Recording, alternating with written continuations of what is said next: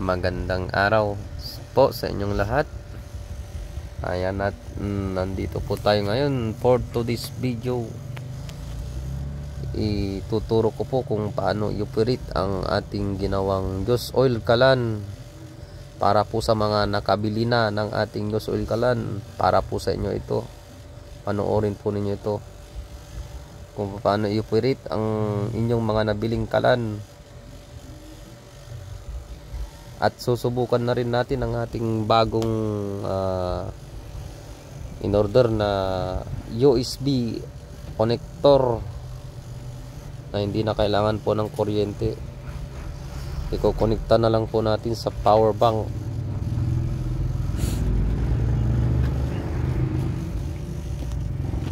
Ayan, at may nakaready na po tayong bote ng pan po dyan, ng diesel. Sa pagkakataong ito ay diesel muna ang ating ititesting sa ating bagong gawa na kalan. Pangalawang testing na nga natin ito dahil may tagas pa po siya at winilding na natin ito at testing natin uli. Ayan nga po, at naggugupit na po ako ng tela na cotton. Siguraduhin po natin na cotton po talaga ang ating ilalagay na tela, at kung hindi ay magkakadepekto po ang ating Joss Oil Kalan. Hindi po siya didingas at mamamatay po siya pag plastic na tela po ang nailagay natin. Ayan, at nililinisan natin dahil nga sa tinisting na natin ito kanina at may tagas pa. Ayan, ganito lang tela pa lang po na cotton, o di kaya'y tissue. Kung wala po kayong cotton na tela, tissue pwede po. Ayan, siksikin lang po natin. Ayan, at direkta na po nating binuhusan sa kanyang chamber para mag-absorb na po yung ating tila na nilagay. Ayan, siksikin natin at ipataob na po natin ang ating bote sa kanyang built-in dispenser. Ayan, kanya lang po.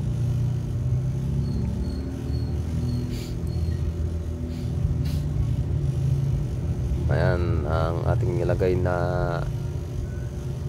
tela, at sisindihan na natin yan.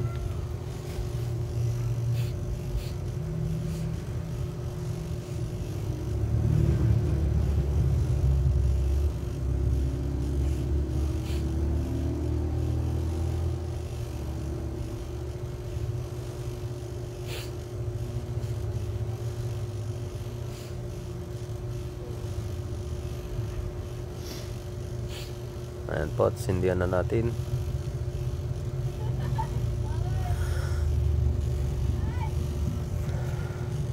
Ayan, mabilis po siyang sumindi. Gawa ng krudo po ang ating panggatong po.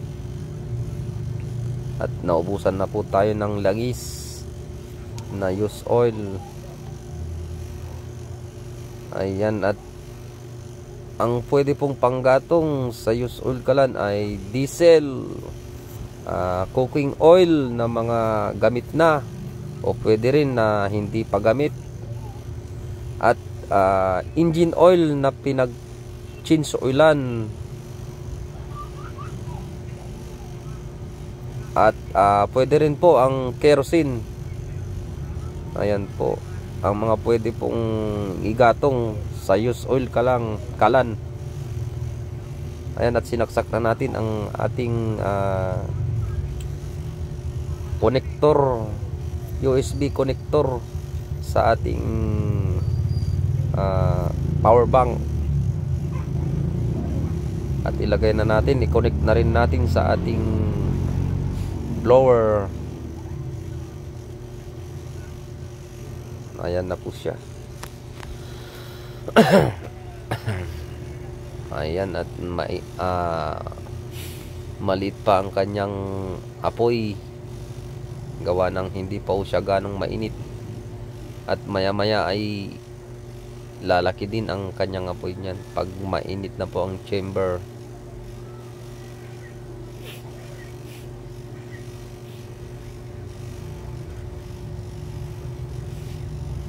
Ayan po.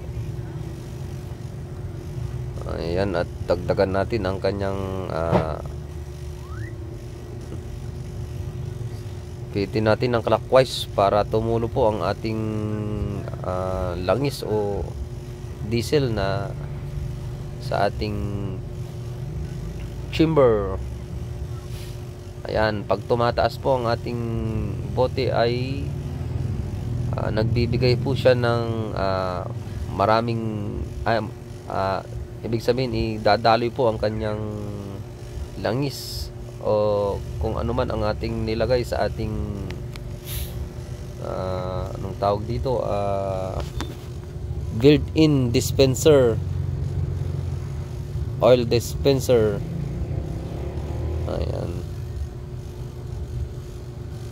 Ayan nga po, at malamig pa po siya, maya maya ay lalaki din po yan.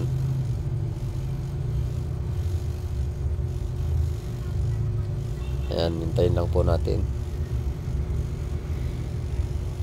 Ayun, at mainit na po siya.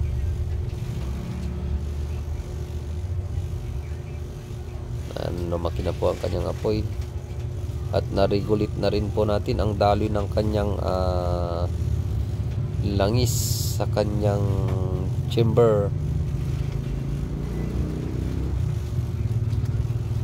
Ayan, tamang timpla lang po sa kanyang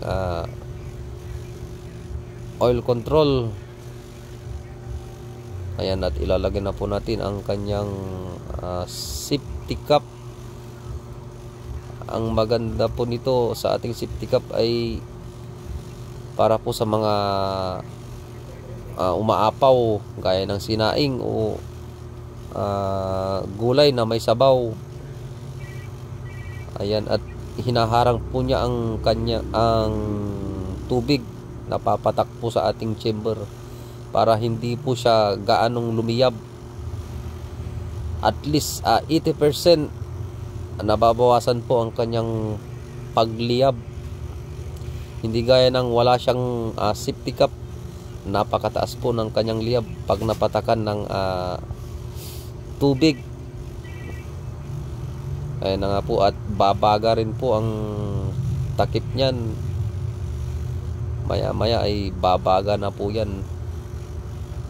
Ayan, siya nga pala, kapag mataas pa ho ang apoy ng ating kalan ay wag muna nating isalang ang ating kaldero o kaya kaserola, dahil mauling po pag ganyan. Ayan, pag mataas pa po yan, ibig sabihin is marami po siyang sinusunog na pondo sa kanyang chamber. Ibig sabihin po yan is mauling po yan pag sinalang po natin agad. Ayan, at paupahin muna natin ang kanyang apoy para sigurado pong wala pong uling ang ating kaldero.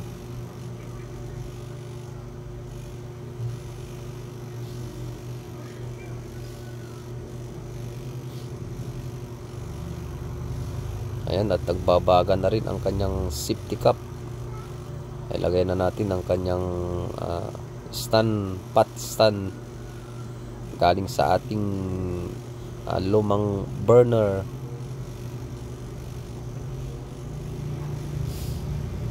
Ayan po ang ating power bank.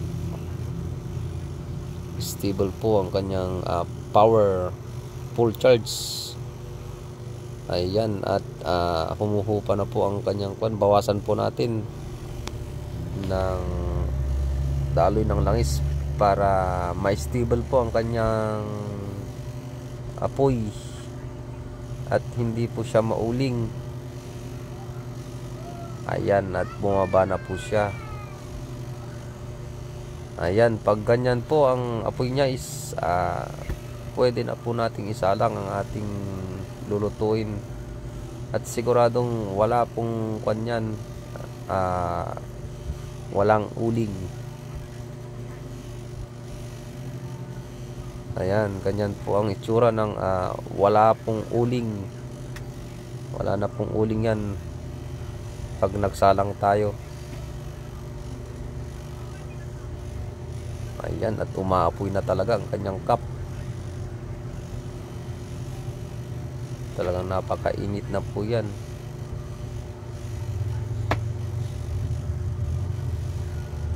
Pwede na nating salangan ng iluluto natin.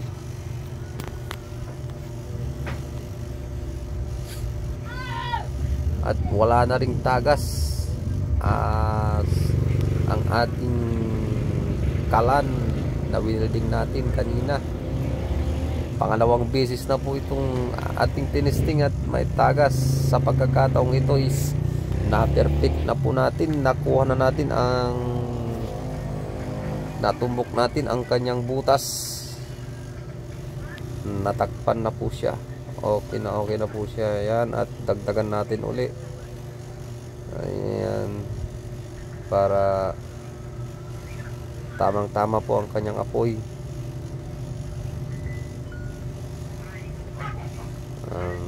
Clockwise po para pag nagdag po ng kanya at konti-konti lang po natin. Pag medyo ganyan na po ang kanyang apoy, paunti-unti lang po nating pihitin pa-clockwise kung gusto nating dagdagan ang kanyang apoy. Ayan. Ayan nga po, at ang ating pinaglagyan ay lupa, kaya't bumabaon po ang ating tornilyo.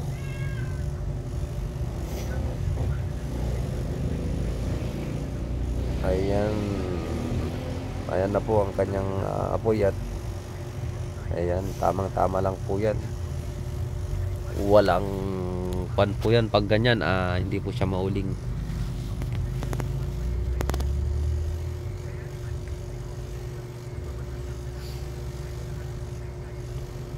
Ayan po ang tamang pag-operate ng ating ginawang used oil kalan para po sa mga nakabili na po ng ating mga ginawa.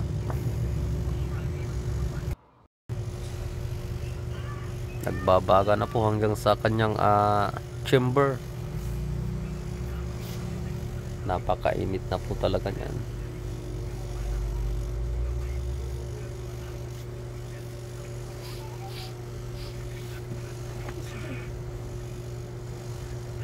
Ayan, at gabi na nga po dito sa atin, kaya't kitang kita natin ang kanyang pagbaga. Pag araw ay hindi nating gaanong nakikita na bumabaga po ang kanyang chamber. Ayan, pag gabi pala ay kitang kita ang kanyang pagbaga. Ayan po, kahit malayo po tayo, kitang kita po natin na nagbabaga po ang kanyang chamber.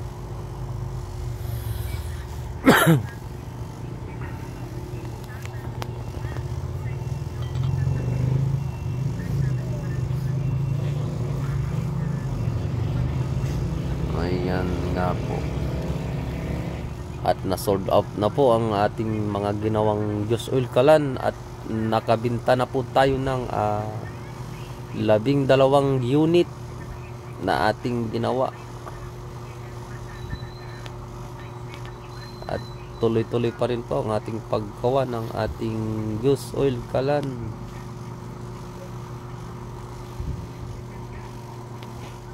Ayan nga po, at nahihirapan tayong kontrolin ang ating oil control gawa ng lupa po ang kanyang natapatan na sa kanyang tornilyo.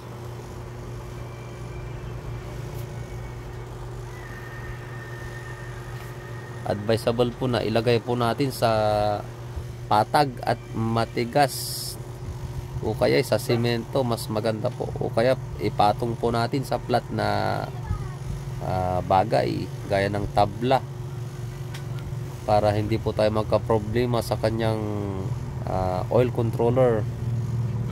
Ayan po, at 3 bars na po ang ating power bank.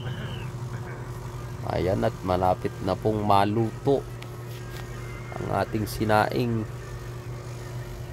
sa loob ng 16 minutes and 25 seconds. Ayan na po ang kanyang ating sinaing at malapit na pong maluto. Ayan, magbawas na po tayo para hindi po masunog ang ating magbawas pa po tayo ng sinaing.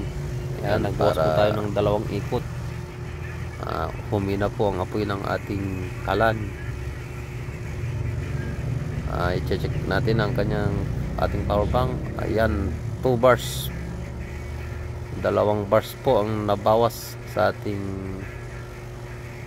3 bars pala, 3 bars. Ayan, 3 bars, 2 bars, 2 bar po ang nabawas sa ating power bank. At luto na ang ating sinaing.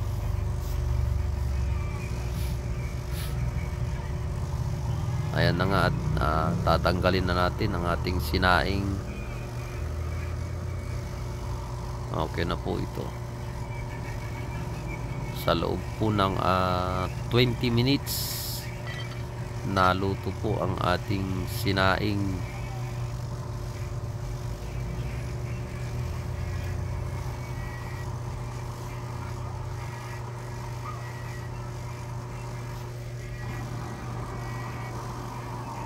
Ano nga po, tanggalin na nga natin.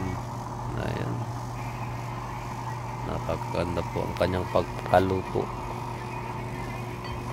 Okay na po siya, tanggalin na po natin.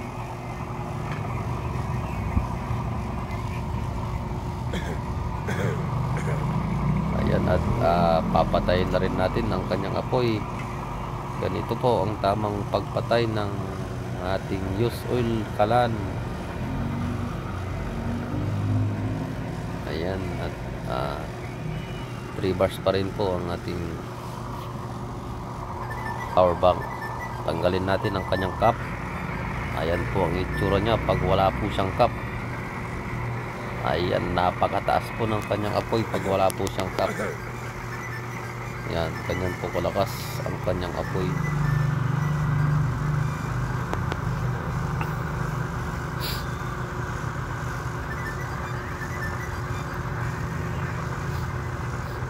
Ayan, at tignan lang muna natin ng kaunti pag wala po siyang takip.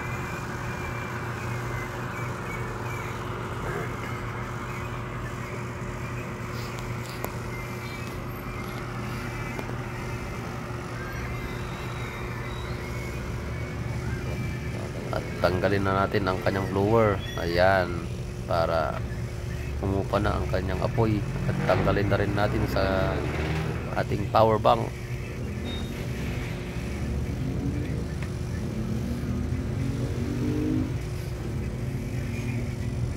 Ayan po ang tira sa ating crudo na nilagay na kalahati. At mayroon pa siya, pwede pa siyang pangluto ng ulam kung may iluluto pang ulam. Yan, ganito lang po ang tamang pagpatay sa ating used oil kalan. Basang-basahan lang po at itatakip natin ng ganyan. Ayan, ganun lang po kabilis patayin ang ating used oil kalan. At bayaan na po natin siyang nakatakip ng ganyan para hindi na po siya sumindi uli. Pag tinanggal po natin yan ay sisindi po uli yan. Ayan po ang ating full tutorial kung paano po i-operate ang ating used oil kalan.